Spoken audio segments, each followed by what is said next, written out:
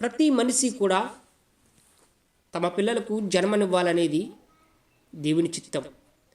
అలాగే తాము జన్మనిచ్చిన పిల్లలను ఆత్మలో జన్మింపచేయాలనేది కూడా దేవుని చిత్తం.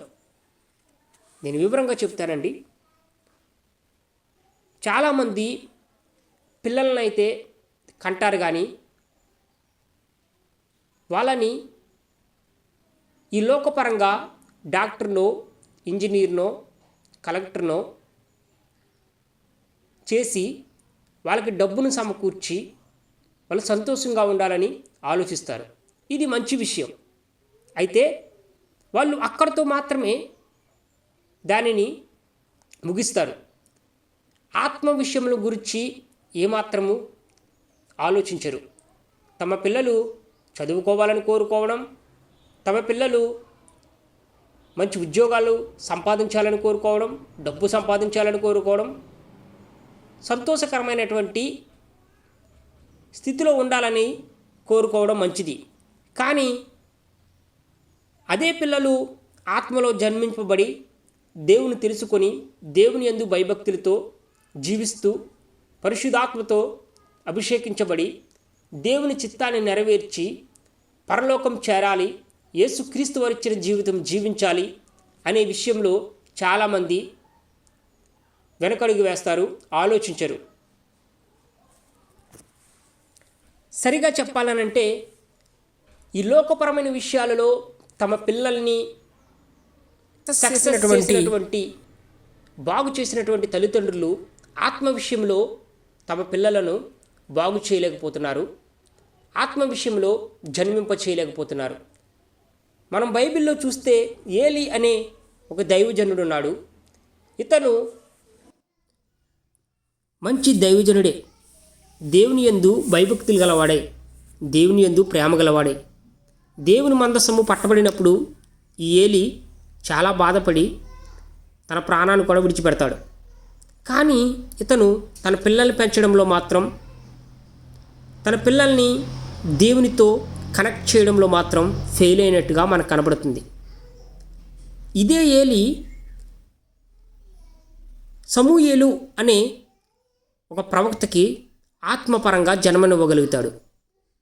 శారీరకంగా జన్మనిచ్చినటువంటి తన పిల్లల్ని దేవుని చిత్తంలో పెంచలేడు, కానీ ఆత్మపరంగా జన్మనిచ్చినటువంటి సమూయేలు అనే బాలుడు ప్రవక్తకి దేవునితో ఎలా వ్యవహరించాలో, ఎలా మాట్లాడాలో, దేవుని నుంచి ఎలా వినాలో చెబుతాడు. ఆత్మలో జన్మించేలా చేస్తాడు కూడా. అంటే ఆత్మలో జన్మించడంలో సమూయేలుకి ఈ ఏలి సహాయం చేస్తాడు. నువ్వు దేవుడు పిలిచినప్పుడు, దేవా నేను ఉన్నాను, మాట్లాడు, నేను వింటున్నాను అని చెప్పి దేవుని పిలుపుకి ఎలా స్పందించాలో సమూయేలుకి నేర్పించినటువంటి దైవజనుడు ఈ ఏలి అనే అతనే. అయితే ఇతను తన కుమారుల్ని మాత్రం దేవునితో ఎలా గడపాలో, ఎలా భయభక్తి కలిగి ఉండాలో చెప్పలేకపోయాడు. ఇంకా చెప్పాలనంటే సింపుల్గా ఆత్మలో జన్మింప చేయలేకపోయాడు. సరే, సమూయేలు కూడా ఉన్నాడు. ఇతను ఒక గొప్ప ప్రవక్త. ఇతను కూడా శారీరకంగా పిల్లలకైతే జన్మనిచ్చాడు, కానీ ఆ జన్మనిచ్చిన పిల్లలను ఆత్మలో ఎలా నడుచుకోవాలో, దేవుని చిత్తానికి ఎలా లోబడాలో, దేవుని యందు ఎలా భయభక్తులు కలిగి ఉండాలో నేర్పించలేకపోయాడు. ఇతని కుమారులు కూడా, ఈ సమూయేలు ప్రవక్త కుమారులు కూడా లంచం తీసుకుంటూ అన్యాయాన్ని జరిగిస్తూ న్యాయాన్ని తిరిపివేసిన వారిగా మనకి బైబిల్లో కనబడుతుంది.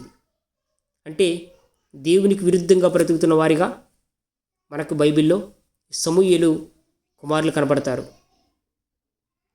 సింపుల్గా చెప్పాలంటే సమూయేలు కూడా తన పిల్లలని జన్మనిచ్చినటువంటి, శారీరక జన్మనిచ్చినటువంటి తన పిల్లలను ఆత్మలో ఎలా వ్యవహరించాలో, ఎలా జన్మింప చేయాలో, ఎలా నడవాలో, దేవుడు అంటే ఏంటో పూర్తిగా నేర్పించలేకపోయాడేమో. వీళ్ళిద్దరూ కూడా తమ పిల్లలకి జన్మనైతే ఇచ్చారు కానీ దేవుని చిత్తానుసారంగా పెంచలేకపోయారు. దేవుని చిత్తానుసారంగా తన కుమారుల యొక్క జీవితాలను ముగించేలా చేయలేకపోయారు. వీరి కుమారులందరూ కూడా దేవుని చిత్తానికి విరుద్ధంగా ఒక శాపపరంగా తమ ప్రాణాలని విడిచిపెడతారు. ఇవన్నీ ఎందుకు చెప్తున్నానంటారా? చాలామంది ప్రజలు, చాలామంది విశ్వాసులు, సేవకులు కూడా తమ పిల్లల్ని ఆత్మలో జన్మింపజేయడంలో విఫలమవుతూ ఉన్నారు. దేవునితో ఎలా నడవాలో, దేవుని చిత్తానికి ఎలా లోబడాలో, దేవుని పిలుపుకు ఎలా లోబడాలో, దేవుని యందు ఏ విధంగా భయభక్తులు కలిగి ఉండాలో చెప్పడంలోనూ, నేర్పించడంలోనూ, వారి కొరకు ప్రార్థించడంలోనూ, వారి ఆత్మ విషయమై ఆలోచించడంలోనూ, వారి ఆత్మ విషయమై చింతించడంలోనూ విఫలమవుతూ ఉన్నారు, వెనకడుగు వేస్తూ ఉన్నారు. దాని కారణంగా చాలామంది తమ దైవజనులు కూడా తమ పిల్లలు ఆత్మలో సరిగా లేని, దేవుని చిత్తానికి లోబడని స్థితిలో ఉండడం చూసి బాధపడతా ఉన్నారు. ప్రతి వ్యక్తి కూడా తన కుమారులకు లేదా కుమార్తెలకు జన్మనిచ్చినప్పుడు కొన్ని బాధ్యతలు వారిపైన ఉంటాయి. వారికి కావలసినటువంటిది మనం సమకూర్చాలి. ఈ లోకంలో చదువు కావచ్చు, ఆరోగ్యం కావచ్చు, దుస్తులు కావచ్చు, ఇల్లు కావచ్చు, లేదా వారి వివాహాలు కావచ్చు. ఇవన్నీ ఖచ్చితంగా మనం సమకూర్చాలి. కానీ దానితో పాటు వారిని దేవునిలోకి నడిపించడము, వారు రక్షించబడేలా చేయడము, నిత్య నరకాగ్ని నుంచి విడిపించబడడం, పరలోకం పొందుకోవడం, నిత్య జీవం పొందుకోవడం, ఇవి కూడా నేర్పించడంలోనూ వాటికి నడిపించడంలోనూ మనం బాధ్యత కలిగి ఉన్నాం. ఎల్లప్పుడూ కూడా ప్రజలు నా కొడుకు అది చదవాలి, నా కూతురు ఇది చదవాలి, నా కొడుకు డాక్టర్ అవ్వాలి, నా కూతురు కలెక్టర్ అవ్వాలి, పొలం కొనుక్కోవాలి, ఇల్లు కట్టుకోవాలి అని ఆలోచిస్తున్నారు. 25 సంవత్సరాలు దాటిన తర్వాత వీరికి వివాహం చేయాలి, వీరికి మంచి భవిష్యత్తునివ్వాలి అని ఆలోచిస్తున్నారు. ఇది మంచి ఆలోచన. అయితే చాలామంది నా కుమారుడికి 15 సంవత్సరాలు దాటినాయి, 20 సంవత్సరాలు దాటినాయి, ఇతను ఇంకా దేవుని గురించి తెలుసుకోలేదు, మారు మనసు పొందలేదు, పాపక్షమాపణ పొందలేదు. యేసుక్రీస్తు వారు నా కుమారుణ్ణి, నన్ను, నా కుటుంబాన్ని ఎంతగానో ప్రేమించాడు. ఆయన మా కొరకు తన ప్రాణాన్ని పెట్టాడు, గొప్ప జీవితాన్ని మాకు ఇచ్చాడు. ఆ జీవితం నా కుమారులు జీవించేలా చేయాలి. ఆ పరిశుద్ధమైనటువంటి జీవితం, శక్తివంతమైనటువంటి జీవితం, ఆశీర్వాదకరమైనటువంటి జీవితం, ఇతరులకు వెలుగునిచ్చేటువంటి జీవితం మా పిల్లలు జీవించాలి అనే విషయాన్ని చాలామంది ఆలోచించట్లేదు. ఈ లోకంలో సంతోషంగా ఉండాలి, మంచి స్థితిలో ఉండాలి, అన్నీ సంపాదించాలి అని కోరుకునే చాలామంది ప్రజలు వాటితో పాటు నా పిల్లలు దేవునిలో ఉండాలి, దేవుని చిత్తాన్ని దేవుడు చెప్పినట్టుగా చేయాలి, నిత్య జీవం పొందుకోవాలి, నిత్య నరకాగ్ని నుంచి తప్పించబడాలి అని ఆలోచించడం లేదు. 100 సంవత్సరాలు జీవించే ఈ జీవితం కొరకే అంతా ఆలోచిస్తున్నారు. కానీ ఈ జీవితం అయిపోయిన తర్వాత, ఈ శరీరాన్ని వదిలిపెట్టిన తర్వాత నా కుమారుల పరిస్థితి ఏంటి, నా కుమార్తెల పరిస్థితి ఏంటి, వాళ్ళు రక్షించబడతారా లేక నిత్యాగ్నిలో కాలిపోతారా అని ఆలోచించడం లేదు. మా పిల్లలు ఆత్మలో వర్ధిల్లుతున్నారా, వాక్యం ధ్యానిస్తున్నారా, బైబిల్ చదువుతున్నారా, ప్రార్థన చేసుకుంటున్నారా, ఈ విషయాల్లో చాలామంది ఆలోచించకుండా ఎంతసేపు ఈ లోకపరమైనటువంటి విషయముల గురించే ఆలోచిస్తూ అవి మాత్రమే వారికి సమకూర్చాలని భావిస్తున్నారు. మన పిల్లలను ఆత్మలో జన్మింపచేసేటువంటి ఆ బాధ్యత మనకు లేదా? ఆత్మలో ఎలా వ్యవహరించాలో, దేవునికి ఎలా లోబడాలో నేర్పించేటువంటి ఆ బాధ్యత మనకు లేదా?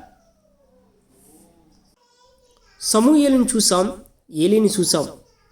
తమ పిల్లలు ఎటువంటి ప్రవర్తన గల వారిగా మారిపోయారో, దేవునికి విరుద్ధంగా ఎలా మారిపోయారో, దేవుని చిత్తాన్ని ఎలా జరిగించలేకపోయారో, ఎలా వారి జీవితాలు ముగించారో మనం చూసాం. ఆ విషయంలో సమూయేలుకి, ఏలీకి బాధ్యత లేదా? వాళ్ళు తమ పిల్లల్ని దేవునిలో నడిపించడంలోనూ, దేవుని చిత్తాన్ని తెలుసుకోవడంలోనూ, దేవుని గురించి బోధించడంలోనూ విఫలమయ్యారు. కాబట్టి మనం మన పిల్లల్ని దేవుని గురించి తెలుసుకోవడంలోనూ, దేవుని చిత్తానికి లోబడడంలోనూ, దేవుడిచ్చిన యేసుక్రీస్తు వారు ఇచ్చినటువంటి జీవితాన్ని జీవించడంలోనూ విఫలము కాకుండా వారిని నడిపిందాం. అటువంటి కృప దేవుడు మనందరికీ అనుగ్రహించునుగాక. ఆమేన్.